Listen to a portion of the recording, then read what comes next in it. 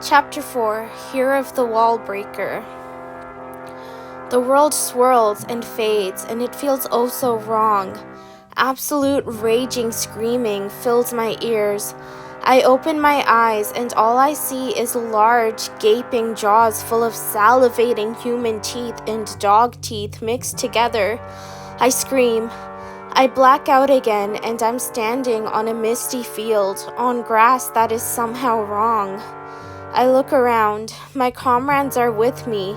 Kata pulling Lilith onto her feet, and Andre looking around disorientedly. We seem to be in front of a wall. It's immense, stretching up and to each side so much that I cannot see its ends. It's brightly colored with gold and silver accents. The carving is ornate, incredibly ornate. Whoever created these carvings must have spent innumerable time here. The carvings etched upon the wall's stone, however, portray a horrific scene. It's the war. Of course it is. The Great War of Arrangement. We've all heard the stories of it, of how the Towerpeople, led by the great Prince Aldra, with the help and the blessings of the Fates, took over all the lands. This is the story of how he fought the dirt savages and brought them into their proper places in the world. It's the story of how, with the guidance and support of the four fates, they waged war against us and enslaved our people. The Towerpeople regard this story as truth, but me, I have always wondered how much of it is merely propaganda. Either way, looking at this scene kills me. The red of blood and the twisting of bodies and the silver glints of swords and spears and the burning, horrible eyes of tall, broad, handsome-looking warriors and the untamed, matted hair of the scrawny, empty-eyed prisoners and dead people. The death and violence painted in bright colors of glory.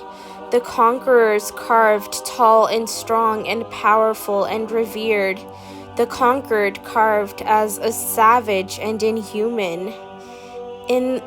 This is a sick piece of propaganda that stretches on and on and on.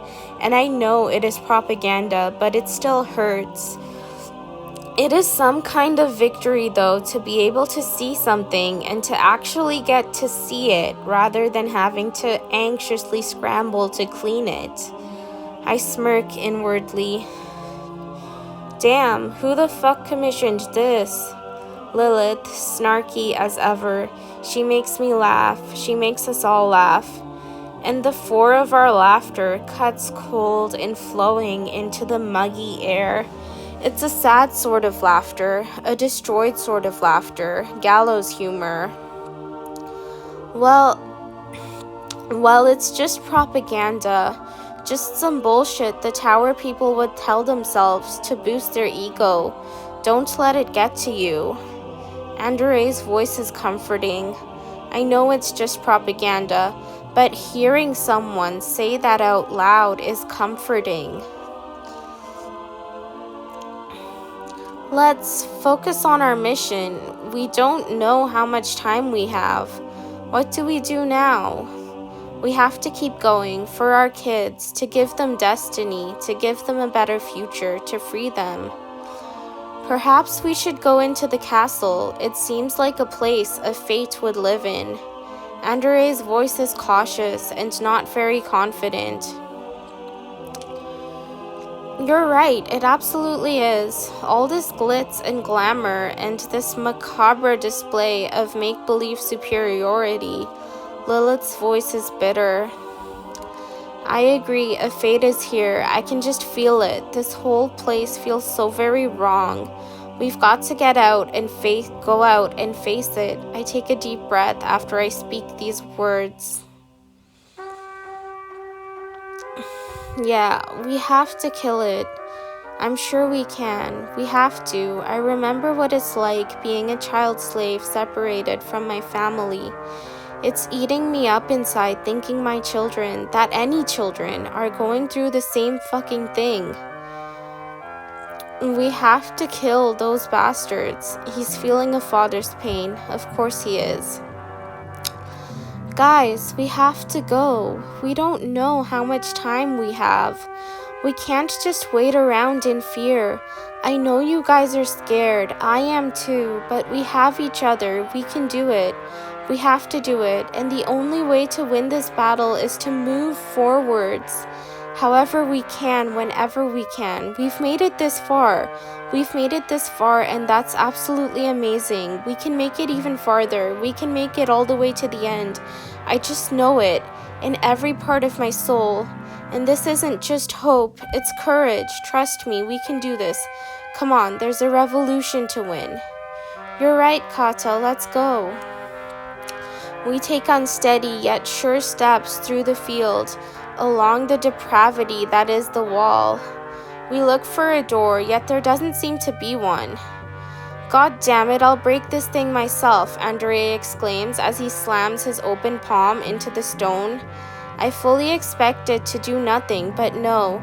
The chiseled brow of a muscular tower barbarian crumbles just a little bit under the soft flesh of his small hand. I stare wide-eyed. We all do. Katapa smiles, an almost delirious, wind-laden smile. How'd you do that? I asked. I don't know. I fucking hate this wall. I hate the way it portrays our people. And I thought about all the dirt people I love, about my Andronica and Mafalia and Levi and Pavlin and you guys and my mom and my dad and Aunt Nocta and Aunt Judith and Titi Novelle and Diary and Uncle Hilden and Jowie and Alessina and... We get it. Lilith smirks at her husband, but it's an absolutely heartbroken sort of smile, laced with fear. I remembered how great we all are, how amazing, how resilient, how full of life we are, how much happiness we deserve, how much we make the best situation out of the nothing that we have, how human we are. And I don't know, it felt like something gathered inside me, strong enough to cut diamonds. Well, damn, Katapa says, cautious eyes filled with wonder. She takes a moment to gather herself, and she hits the wall with her closed fist. A bit of stone gives out under her. I take a moment to think about the adorable jokes Mafalia cracks about the Towerpeople when they're out of earshot. I think about all the times Pavlin asks why, and I can't answer them. I think of the way Andronica solemnly wipes the tears from your eyes, about how Levi sings under his breath before falling asleep sometimes, and I feel heartbroken. But something wells up inside me, and before I know it, the bright electric magenta before me chips away, leaving jagged marble.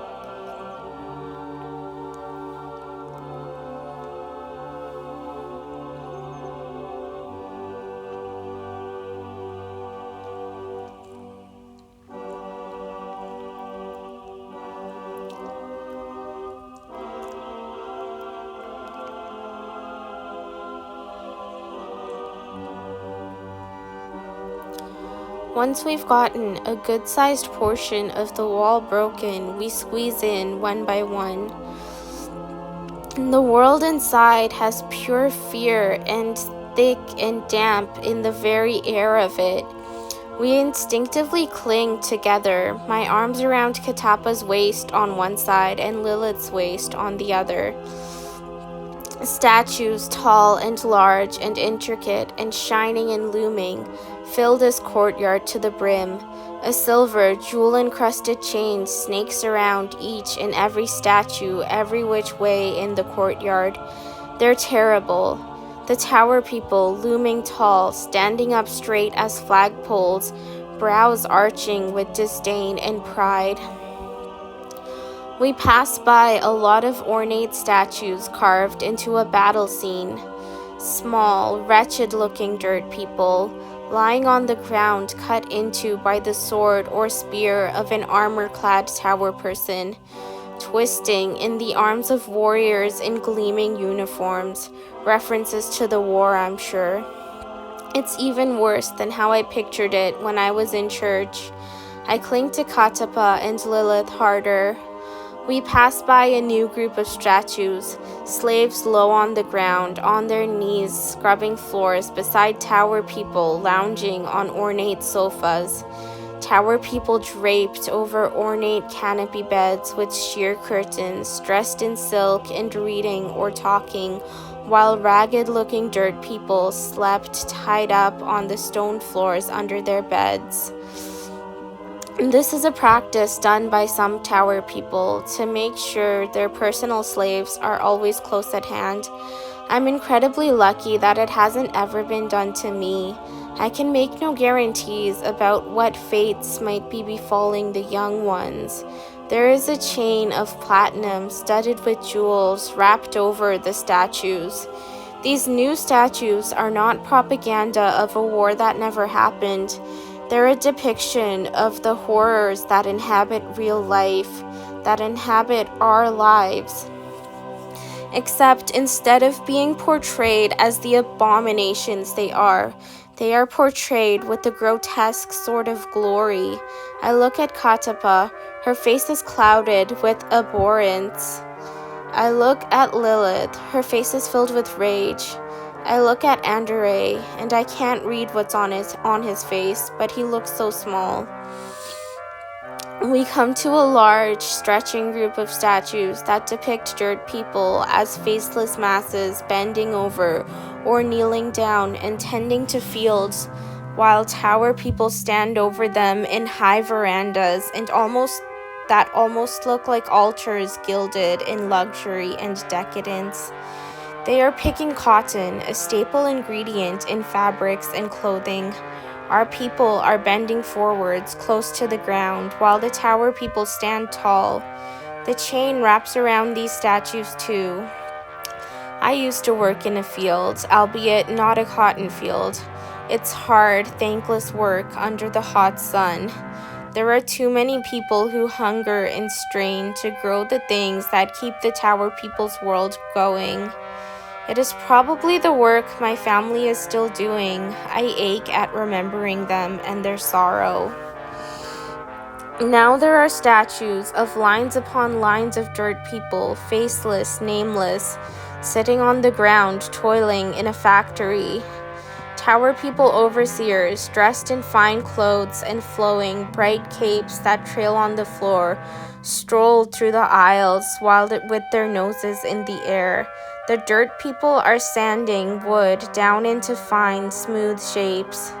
Again, the chain is present. Lilith used to work at a furniture factory when she was but a small child. She carried pieces over the breaks of the assembly line. She said it was dangerous there, that she fears for her family. I look over to her. Her face is a blank sheet of pure rage. The next group of statues are of slaves at work in a sugar plantation. They bend low, hacking at the sugar cane with their machetes. Their heads are down and their backs are bare. Even the woman only wears skirts and wrappings around their breasts. They look wretched. At the end of the long rows of sugar cane, there is a tower man sitting regally on a horse cart loaded with cut cane. He sits above the low dirt people loading the cart. The chain coils around and wraps its way through the scene. Seeing the way sugar is gathered almost makes me feel guilty of all the times I wished to taste sugar. I clutch Katapa close to me. Her and Andere's eyes are filled with sorrow, Lilith's with horror. The statues we pass by after these are ones that depict a diamond mine. Slaves hang their shoulders, dark and thin and horrible, chipping away at rocks. A tower person sits at the base of a pile of diamonds, a large stick in their hands. Katapa's horror and sorrow is slowly giving way to increasing anger. Lilith's anger is a deep, contemplative sort, and as always, Andere's anger is protective. Andere picks us up when we're at our lowest, reminds us that we deserve more. For this, I am grateful. The statues we are in front of now show dirt people picking fruits. They bend over backwards under towering hard trees in messy, winding rows. Their hair is messy, their faces are wretched, their skin is dark and dirt-stained, their feet are bare.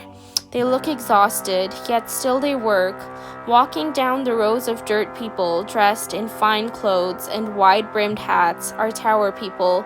They carry large sticks. Their backs are perfectly straight. Their forms are filled out, their faces confident and smug.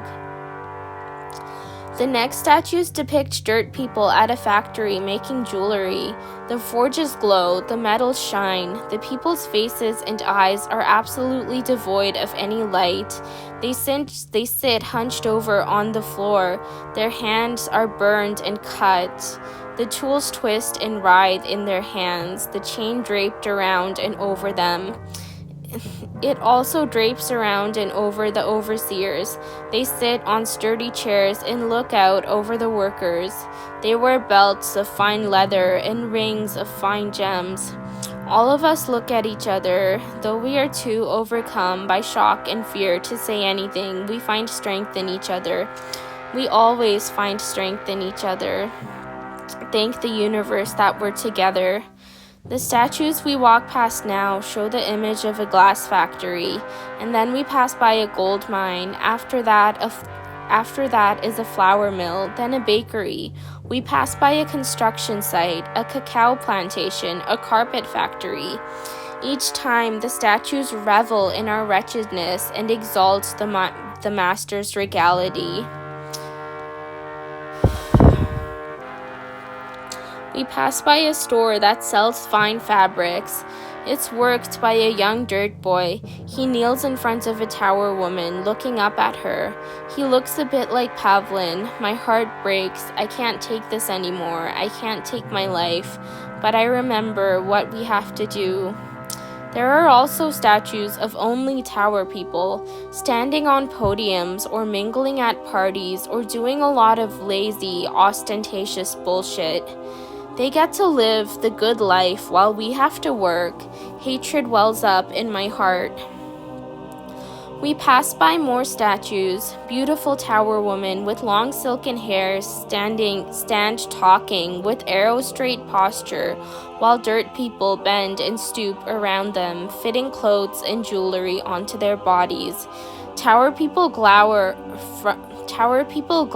from plush, soft, brightly colored litters carried on the hunching shoulders of dirt people. Lines of dirt people look meekly down as they serve the tower people.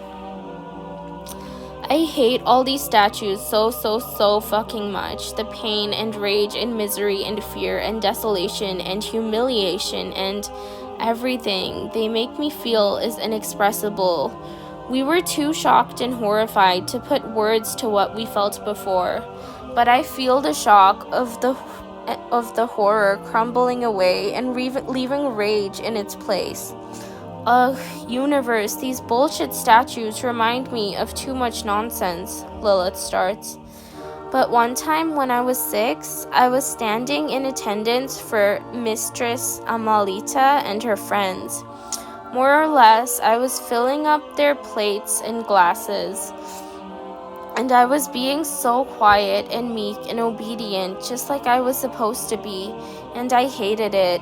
But they were talking about their slaves, including me, talking about how obedient and efficient they were, comparing human beings as if they were new dresses or like things to be used.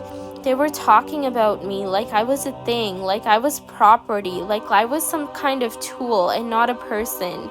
They were talking about me. They were not talking about me as a person with feelings and thoughts of my own and rights and dignity.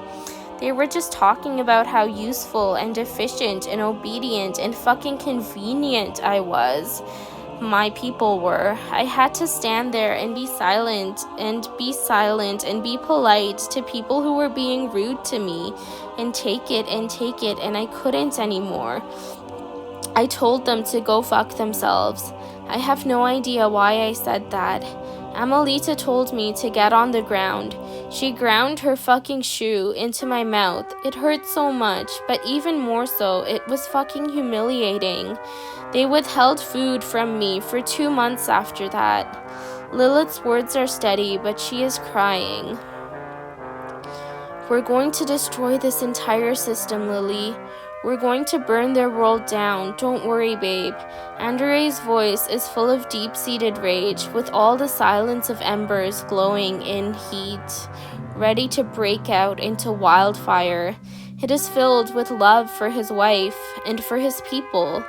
Once I heard the Towerpeople talk about how the dirt men hold no love for their women, not like tower men do. But seeing the sweet, raging selflessness Andre treats all of us with, I wonder whether it's even possible for a husband or a brother to show more love.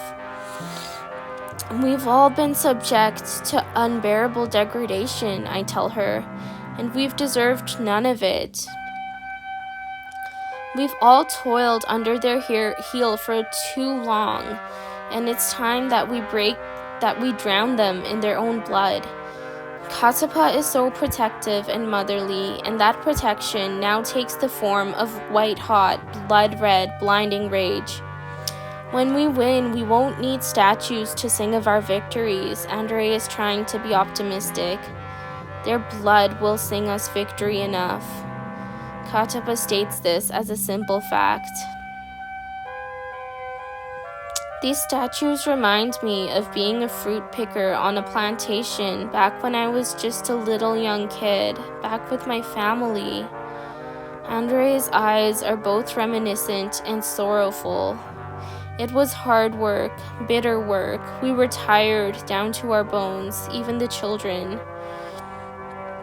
They shouldn't make people work like that. Katapa's voice is sorrowful and understanding. They shouldn't make children work like that. And not their mothers, not their fathers, not their parents and aunts and uncles and titis and friends. The Towerpeople don't care about children or families, I state honestly. They don't care about anything but themselves. Andre and Lilith share a quick kiss, both of them looking to the other for support and healing. Katapa strokes my hair. How about you, Nancee? She asks. Anything you need to get off your chest? We're all so used to working and seeing it from our point of view, I begin, introspective and thoughtful. But we've never really seen it from the Towerpeople's perspective, have we? My people hum in approval. It's strange, seeing the way they probably see it, I continue, and it hurts. They are utilizing our suffering as an ego boost. Lilith's voice is full of resentment, and good for her. They think that they're so much better than us wretched people, but joke's on them, we're better. Katapa bursts into laughter. We look at her and start laughing as well. They can build all the statues they want. Her voice rings clear like water over smooth rocks. But it won't change the fact that they're lazy and cruel. It won't change the fact that we're not. You're right, Katapa, Andre smiles, and you always know what to say. Hopefully your words are enough to tide us over. We have to stay strong. Through everything, we have to stay strong. We will. I don't know where this optimism is coming from, but each of us is holding it and strengthening it and passing it on to the next person. We have each other, don't we? And we'll always have the love we share with each other, even if they tear us apart. We come together in a group hug, and everything hurts, and my grief drips thick and heavy on through me, pulling at my muscles and tendons and bones. But But we are, and I don't know how we are, but we are hopeful. We keep walking through the gallery of horrors. What do you think of these, Katapa? Lilith asks.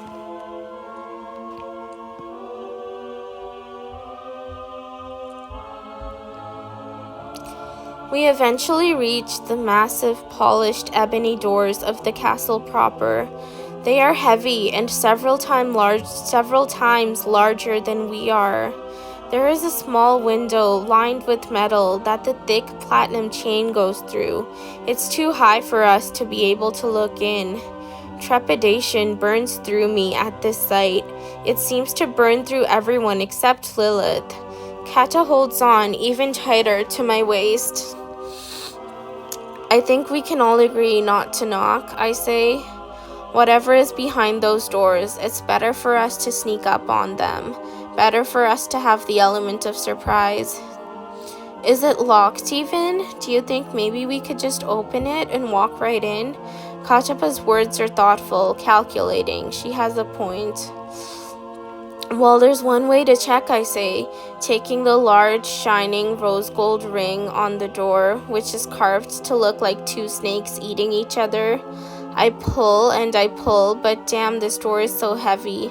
But the rest of my friends also take the door handle, and we throw all our weight into it. The door slowly, painstakingly inches open until there's enough room for a single person to squeeze through.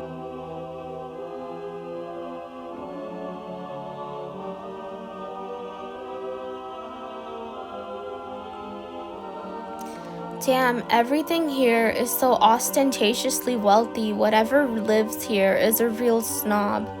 Statues, even more statues. Painted walls studded in jewels that all depict the same fucking deeply degrading idea. It is dizzying.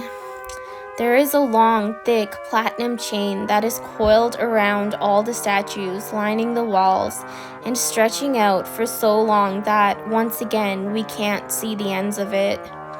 Honestly, I'm scared, Katapa states. She's safe with us. We won't judge her, so she can say that.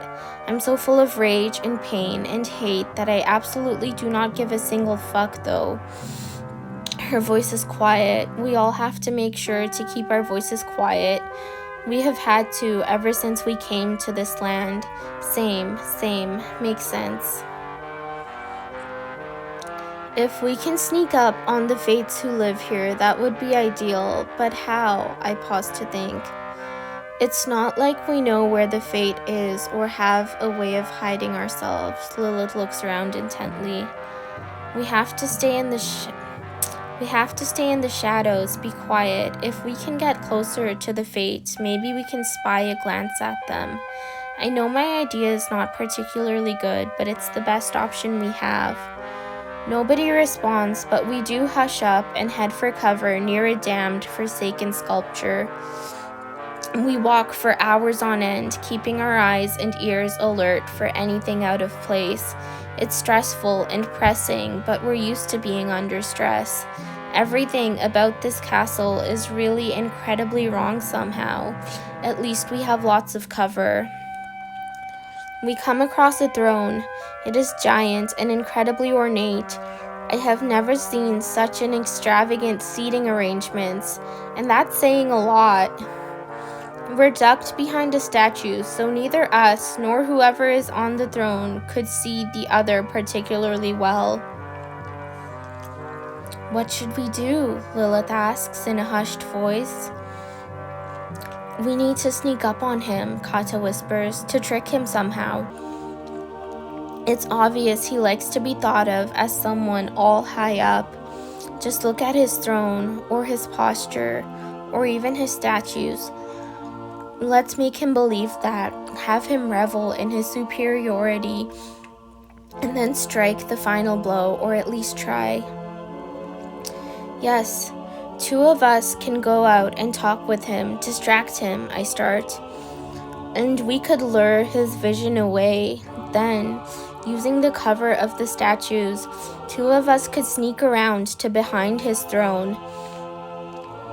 And that chain is the perfect tool to help us climb up.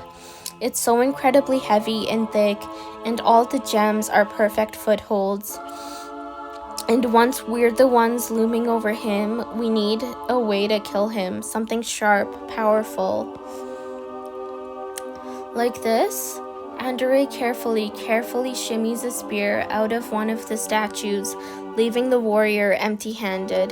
Katapa runs her finger lightly along the edge of the blade. For all its showmanship, it is, in fact, razor-sharp. We should probably strengthen it, though. His voice is thoughtful. Let's just hope that this works. If not, no, it will work. Everything is falling together perfectly. A spear from the land of the fates is surely strong enough to kill a fate if aimed just right. Even still, we do the ritual to strengthen the spear, the ritual we learned from church and scripture reading. It was their own mistake to teach it to us. We pass it around in a circle and infuse it with our rage and hate, our hope and love, until it brims with energy, and it's sure to be enough. I think Nancee and Lilith are good with words, and more specifically with lies. They should be the distraction, I think. Andare and I are better on our feet than they are. We can sneak around the back. What do you guys think? We all stand in silence. Well, I quite like that plan, Lilith states. Same. It's worth a go, Andare voices. You're right, Lilith and Nan are very good with words. If anyone can distract the fates, it's them.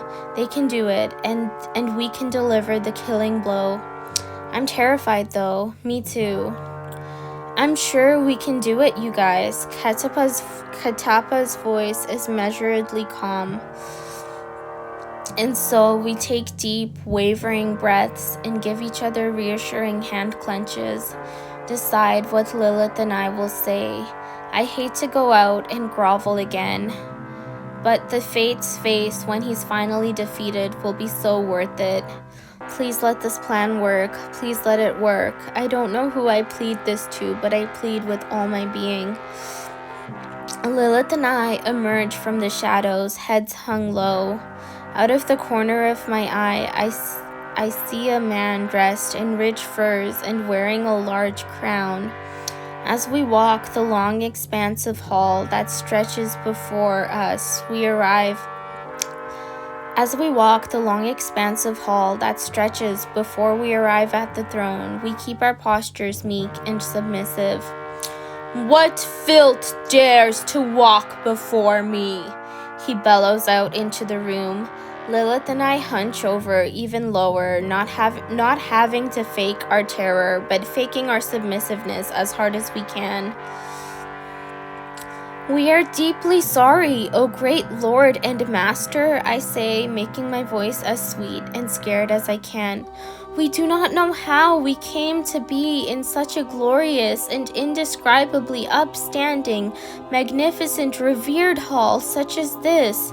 We know we are not worthy to even be in your wondrous presence at all, and we are deeply sorry that we have created inconvenience upon your precious time. O great and glorious Lord and Master, you who are Master of all, you who are the most exalted one, we know we are not worthy. With the utmost humility, we beg of you to please tell us how you would like us to make it up to you. I feel like my mouth is filled with pond water. I'm speaking words I don't even know. What miracle is this? I stretch out my words as much as I can, especially during my words of praise. I think I bought them about 2 minutes. What do you messy dirt people trash think makes you worthy of being in my hall? I am a fate, a god. I am the most glorious, and I am the most high. You are less than dirt, less than worms. We know, O Great One, O Great Fate, O Great God, O Great Ruler and Controller of all that there is, and all that there ever in all of eternity was, and all that there ever in all of eternity shall be. We know that we are less than the dirt under your divine and devastating boot. We know that we are less than worms that crawl under the ground. We know that we are less than even the smoke in the evening air. But we are but shadows to the light of your glory, and not even that. We know that we are but dark shades in contrast to the burning, blazing of glorious sun that you are. We are beneath you in every single possible way. We realize this truth, O great Master. We definitely, absolutely realize the truth that this is. I repeat Lilith's words, except in an even longer and even more drawn out and even more groveling way. If you were to decide, O most exalted and upstanding Master, if it came upon you to decide, O Master who is worthy of the utmost and greatest reverence, O Master, if it did come upon you to decide, to dole out upon us a punishment for being brought here into this place, this most exalted and respect-worthy place in which we don't belong, if it did come upon you, O ruler of light and sound, if it came upon you to punish us who are not even worthy to look upon you, your straight and chiseled countenance, if it came upon you, O Master, to punish us, measly and meager beings of shame and ruination, we would most graciously and gratefully, with the utmost gratitude, accept whatever punishment you, in all your wisdom and in all your all-encompassing knowledge, see fit. Lilith keeps her eyes low as we walk towards the throne in an incredibly unhurried pace. Oh universe, this is so incredibly humiliating. Not that I haven't been humiliated before, I absolutely have. But still, that doesn't do anything to change the fact. Once again, I repeat Lilith's words, except with more flourish and more embellishment. I long for the sweet and precious moment when life drains out of this wretched god and we get to watch him be brought back down to earth. I long to see his blood all over his towering throne, to see the surprise and betrayal in his eyes once he realizes what we've done. But the sheer power, the power emanating from him makes me feel as if we cannot defeat him in one glorious blow like we're hoping. I push these fears aside. You wretched slaves know your place, I'll give you that. You know your place far, far underneath my power, and you know how to keep your place. You don't know your place well enough, though. While no dirty filth slave knows their place perfectly. It's in their nature to have no wisdom. It's in their nature to not know. His voice is filled with smugness and self-satisfaction and with hatred for us. I hate voices like that. I've heard so many voices like that over the course of my life. Yes, O most exalted, O most high, O most wise, O most knowledged one. It is you, O Lord and Master, who has the most knowledge. We continue like that, with us singing him praises and singing ourselves depreciation, and himself doing the same in his bullshit, smug voice. We are at the throne and kneeling down in front of it now. We have been for a long while, with our heads hung low on both knees. I must admit, it may take some time for me to figure out what to do with you, you grubby little maggots. O great, most glorious, most wise, most bountiful, most knowledge, most deserving, most glorious, most powerful, most exalted, most worthy, most revered, most magnificent, most praised, most praiseworthy ruler and protector, O most elevated Lord and Master, what would you have us disgraceful maggots do? What is it that you have chosen to be your bidding? I sincerely hope he dies soon. I'm so overwhelmed by the amount of power he exudes that my heart doubts that will happen. But I push away those thoughts. Now is the time to be brave, for our kids, for all the new generations. You can start by licking my boots, perhaps, and then I have some more tasks planned for you. Ugh, universe, I can't fucking believe this. I make sure to not let the disgust show on my face. A bit of it probably shines through, but I doubt he's paying attention enough to notice. We start crawling towards him with great trepidation, but then a bolt of pure panic floods through us as we hear a rasping sound and a couple of screams. Oh dear universe, what happened? You traitors! He roars with so much power and so much force, I start visibly trembling. Fear burns through me. I look up and see Katapa, my soulmate, and Andre, my heart's brother, wrapped up in the thick metal chain. Their eyes are blown wide in terror. What the fuck? What the actual fuck? What the hell are we going to do now? I wish I could just stop existing, but no, we have to find a way somehow. Can we even? Maybe this is how we die. But I look around at my friends, and they're also overwhelmingly terrified. But they see me, and I find in them some small sliver of strength. We'll survive. We might not win right here, right now, in this situation where we have no power. We might not win yet, but we can survive. If not our bodies, then our spirits, our loves, our souls can somehow hang on. We can keep going in some form or another, even if just barely. And for now, that's a victory in and of itself. That's what I feel when I look at my friends. They give me hope for survival, not just for me, but for all of us slaves. Not a not dying sort of survival, a deeper, more intrinsic, more hidden sort of survival. That's not entirely about whether you're alive. I can't explain it. You vile, treacherous filth have deceived me. I can feel the waves of rage rolling off of him in my bones. Do you think you can truly win against me? Do you truly think you can defeat me? I shall show you. I shall show you my power. He raves while the chain moves to entrap all of us in a neat row, squeezing painfully hard and holding us down. Fuck, fuck, fuck. I'm so scared. That's a huge understatement. I cannot describe how scared I am. Fuck, fuck, fuck. He glares at us, his eyes narrowed in somehow even more pure contempt than there was before.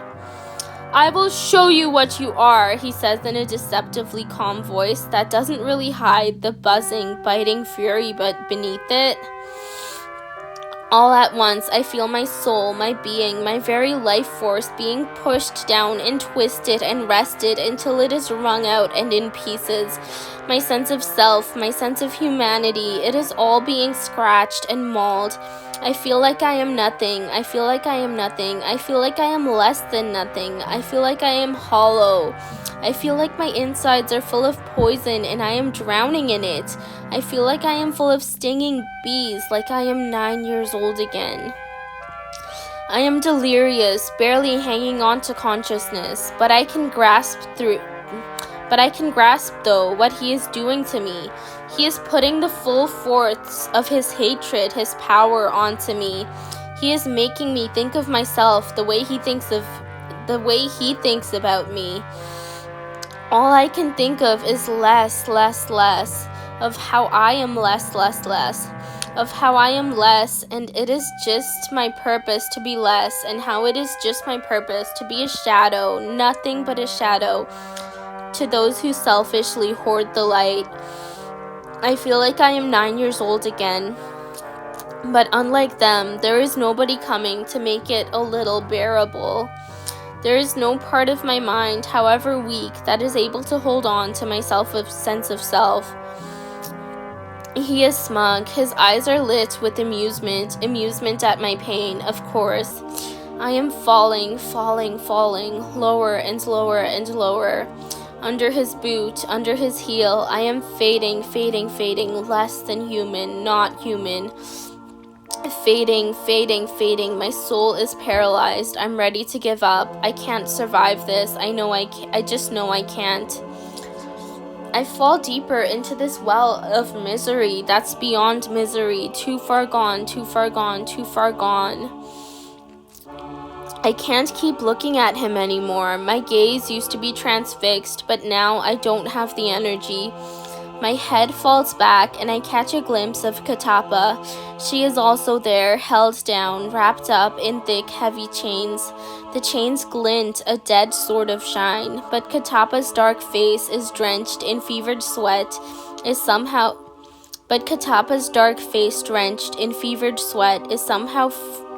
far more beautiful. The earth brown of her eyes somehow shines in a much more profound way than the blue sapphire and green emerald. Than the silver platinum and the red ruby, Katapa is far prettier than any jewel could ever be. Suddenly, I'm in front of Andronica. She's 6 years old. I remember this. She's talking about how much she doesn't know what to do when the Towerpeople talk to her like she's nothing. She doesn't know what to do when they talk like that to her, and I see her leaning up against the wall, so broken, so passionate, like a lost princess, like a hero wounded and weary from innumerable battles, like something far more than that either. She is so full of life, so full of childhood, and she is so incredibly beautiful. I remember how much I love her, and I remember telling her that she knows I'm not an idiot. And I remember telling her that I'm her Aunt Nan, and I think the world of her. And if I think the world of her, that's because she means the world. I'm in front of Andre and Lilith now. Katapa's holding my hand. I'm 14. Lilith's almost black hair dips down as she laughs. She's not laughing because anything is funny. She's laughing because she's so giddy. She's trying to explain how she kissed Andre, how it was so beautiful. Andre's eyes are shining with hope and a surreptitious sort of victory. Because the Towerpeople want us to have nothing good and sweet and beautiful. But Lilith decided to kiss him, and that was more good and sweet and beautiful than anything ever could be. And all of us revel in this victory. I'm standing in front of Pavlin now. They are 3. They ask me, why do birds fly? I tell them I don't know. Their eyes are too large for their face. They are too full of wisdom, and they're not satisfied with my answer. They look up, and they stay that way for a moment, lost in thought, leaning into my chest. If I know how they fly, then I will fly. I laugh lightly. It's so adorable the way they talk. They haven't quite gotten a grip on how language works. I stare at their curious, shining face. They are right now not scared, not as much as they normally are. That's good. They deserve to feel safe. I tell them that maybe one day in the future, people will know how birds fly. They say maybe they'll help find out the answer. Desiree passes me some herbs the field slaves gathered for our sick Andronica. I thank her. Her wrinkle-edged brown eyes look worried. She looks over the sleeping form of the kids. She says that she hopes that they will be healthy, that we all will. And I'm so grateful for her. She's like magic, more than magic. The field slaves that put their necks on the line to give us medicine are more than magic. I hope against hope that I can repay them somehow. Before she has to go, we share a hopeful smile. I'm holding an infant Mephalia in my arms. Her big, dark, beautiful eyes stare up at me and are prettier than the moon, than the night sky around the moon. I press her softly, gently against my chest. Her warmth, it lights something in my heart. It makes me feel so protective, so bright. This baby is so full of life, so full of wonder, is so full of love. She's precious. I treasure the moments I have with her. She's growing so fast. That's good though. The sweet, precious baby isn't as healthy as she should be, but she's alive, she's here, and I'll hold on to whatever little blessings we have. Her teeny tiny itty bitty chin has a little bit of drool on it, and on her tiny soft lips. I wipe it quickly with my hand. She coos. Her voice is so cute. I am 18. Katapa has just kissed me for the first time in our lives. She is smiling, and the smile looks like burning sunlight on fresh winter snow. It looks like a promise. It looks like heaven. It feels so right being here with her. It felt so good, so right to have kissed her. I know that our love is a good and beautiful thing, and it is a thing we both deserve. Levi is 5 years old. He is giggling. I told him that I told them that if I could, I would give them a platter full of ice cream. I said that because he had just delivered an ice cream-laden crate, and he had wanted to try some. He approached me with stormy eyes and an unsure voice filled with childish longing, asking if he could have some ice cream. I made up a silly story about how I'd steal their ice cream and replace it with sand right as they were eating. He laughed. There was sadness in it, but there was brightness, like a summer breeze. He looks out into the blue sky, as if he is looking for a better world. I brush a hand through his messy hair. He thanks me for the story. He says he'll give his siblings and sisters the ice cream too, and me. It's a few months ago, when we were still happy. Lilith is telling a bedtime story. She is so good at telling stories. I hold Mephalia in my arms. Katapa has Levi, Andronica is with Andre, and Lilith is holding Pavlin. The kids are just about to fall asleep. It's not peaceful, not when we're all so bone tired, but still I am among my people and I love them. I think about all the slaves in this world, and they're my people, and I can't explain it, but I love them.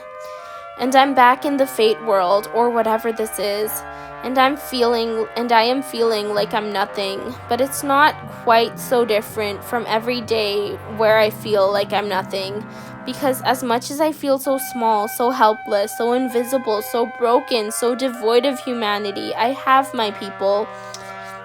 And because I have my people, there's a part of my mind that reminds me that I'm not nothing, that I'm not a thing, that we're holy, and these two forces battle in me like they always do. And in the end, I can survive. I can still feel the fate's smug hatred, but I can feel my people's love, and I can survive. I look at my children's parents, all three of them, try to give them as much strength as I can through my eyes and my expression, because my voice is still too weak to work. They do the same. Outrage and determination burn in Katapa's eyes. She is a warrior who fights with her mind rather than a sword. I am the greatest that there will ever be. His booming words cut into my ears. See this chain? It represents every single one that I'm better than. It represents all the ways that I am grand. It represents all the ways that I am powerful. And it represents all the worship and glory I deserve.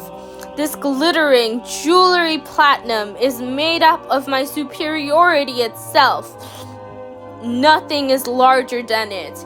It stretches out onto eternity. Oh, so that's what we are being held down by. His ideas of superiority. How fitting. I look at Katapa, she looks at me, and something like forged steel is in her face. I know something that is larger, she states calmly, yet surely, the strength of a blizzard behind her composed tone.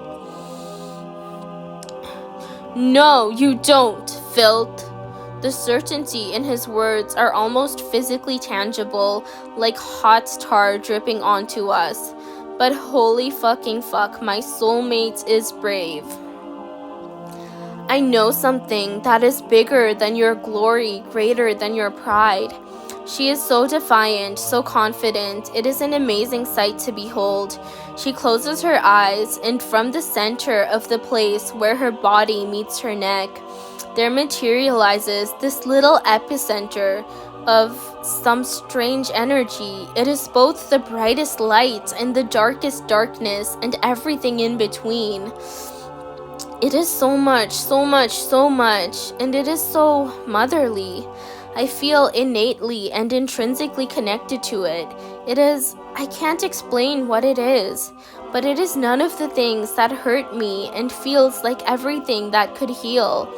It looks to be no bigger than my hand, yet it feels so big, not just in size, but in some other form of measure. Kata, Andre stares wide-eyed at her. Look, her voice is so fierce. This is the hope of the slaves. This is the self-respect that we inspire and build in each other. These are the hopes we dare not say aloud. This is the rage that ignites within us. This is our pride, and it is stronger and better than your pride. Your pride is a bloated thing that can only grow fat on the gifts that every groveler gives it. Our hope that has been attacked and cut and beat on for centuries, and yet it remains. Our pride has had to fight the strongest of demons and the most fierce of beasts every single moment of every single day, and no matter how weak it gets, it does not die. No matter how much it falls, it always rises. Our pride is bigger. Measure it yourself. Damn, she's so right. And the fate is seething in rage. Even now, his pride and my pride fight inside me, and yet still my pride is winning. It's bloody, it's bruised, but it's winning. That pathetic thing is so small. It shall never outmatch my grand gold chain. Watch, I don't even have to untangle you, and still my chain would be longer when aligned with your little drop of water. And then you will see how pathetic and small and weak the hope of the slaves is. You shall see that it is only appropriate to bow down at my feet. But before you get the chance to even do that, I shall put you in my deepest dungeons. Katapa cringes, but continues staring him down like a lion as he plucks the energy buzzing close to her breast. Immediately, he lets out a terrible scream as it burns and frosts his hand both at once. Somehow, he resorts to using his great shining cane to hold it. He lines it up next to the chain of his pride, and though the little dewdrop is so small, it is somehow larger than the infinite chain. Though it could quite obviously fit into Katapa's hand, it stretches on farther and farther than the thick, heavy band. He looks incredulous, crazed, and more importantly, terrified. His crowned head is still high in the air, his nose still pointing up, but his eyes look so fucking lost. This is just because it's so coiled and twisted and draped around everything. I will show you, filth. I will show you, and you will see. Let me straighten this out so I can let you behold the truth. Looking visibly disturbed, he shakes his head and the chain lets us go. We thud onto the ground, bodies aching from being held down and from hitting the floor. The chain is too wrapped in statues to straighten itself properly, though. He looks frantic and immediately gets to moving the heavy metal off of one of the statues with his magic. His concentration is not on us at all anymore. He is gone somewhere behind the rows and rows of statues, working his magic to untangle the chain. It's funny almost. Lilith's dark eyes burn with fire, seeming blacker than raven feathers in this strange light. She seems to be in both deep in thought and waiting for something. Andare smiles, almost in an amused way, but not amused at us, amused at the fate and how absolutely abjectly foolish the universe's supposed author was. Guys, Katapa's soft interjection cuts into our trance-like states. I know we want to revel in his comedy, but don't we need to run? Want was always surpassed by need. That was the way of things. You wanted to rest, but that was surpassed by your need to work. You wanted to run away, but that was surpassed by your need to stay. You wanted to yell at the Towerpeople, but that was surpassed by your need to be submissive. You wanted to hold the children in your community and tell them stories, but that was surpassed by your need to keep fucking working. You wanted to scream, but you needed to be quiet. You wanted to kill your owners almost. You wanted food, but you needed to power through the hunger. You wanted to dance, but you needed to keep scrubbing. You wanted warmth, but you had to keep existing while wearing thin, frayed clothes. You wanted peace, but you needed to push yourself into this screaming abyss. You wanted comfort, but you had to keep going through your screaming body. You wanted a lot, but you needed to shut your mouth, grit your teeth through the pain, and keep working like insanity personified. You wanted to do something about this, but you needed not to, because they could and would kill your loved ones if you didn't comply. You wanted so much, but you couldn't have any of it, could you? I'm done with all this suppressing. Nancee, darling, are you okay? Katapa's words are so sweet and sincere as she says, darling. I can't take it anymore. Darling, I know, but we need to escape him right now. Do you think we're strong enough to take him? I think about this for a moment. No, we're not strong enough to fight a tower person, fate or non-fate, head on. Yet, but we're good at surviving. That seems almost tragic to me for a second. Nancee, it's Andare's soft, unassuming voice that says this to me right now.